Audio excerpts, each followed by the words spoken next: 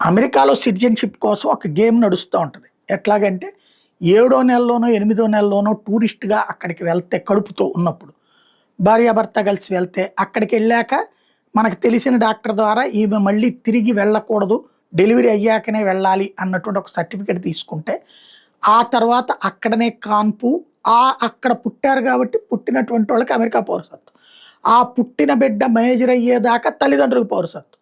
7 ఏళ్ళు దాటిపోయారు కాబట్టి 18 ఏళ్ల దగ్గరకు వచ్చేటప్పటికి వాళ్ళకి అక్కడే గ్రీన్ కార్డు ఇలాంటి కథ నడుస్తున్నటువంటి వేళ ట్రంప్ అలాంటి వాటిని కంట్రోల్ చేయడానికి తీసుకొచ్చినటువంటి బర్త్ రైట్ బిల్ తీసుకొస్తే దాన్ని కోర్టు కొట్టేయడం, చట్టం తీసుకొస్తే కోర్టు కొట్టేసింది. ఎందుకంటే బర్త్ రైట్ అంటే ఇట్లా అక్రమ సొరబాటుదారులు శరణార్థులే కాదు, ఎప్పటి నుంచినో వచ్చిన వాళ్ళు కూడా ఉంటారు, వాళ్ళ బర్త్ రైట్ కూడా ఎట్టా తీసేస్తాం, రాజ్యాంగం ఇచ్చిన హక్కు తీసేయడానికి వీల్లేదని అక్కడ సుప్రీంకోర్టు కొట్టేసింది.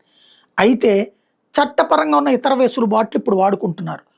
ఇప్పుడు అమెరికా ఇచ్చే వీసాలు ఏ ఏ దేశాల్లో అయితే ఇస్తుంటారో, ఎక్కడైతే ఇట్లాంటివి జరుగుతుంటాయి, బర్త్ టూరిజం అన్నటువంటి జరుగుతుంటుంది, ఎస్పెషల్లీ ఆఫ్రికా నుంచి జరుగుతుంటుంది, మన ఇండియా గురి నుంచి కూడా జరుగుతుంటుంది, అట్లాగే యూరప్ దేశాల నుంచి వచ్చే వాళ్ళలో కూడా జరుగుతుంటుంది. ఎక్కువగా నార్త్ ఆఫ్రికా ఎంబసీ వాళ్ళు 100 వీసాలు రిజెక్ట్ చేశారు.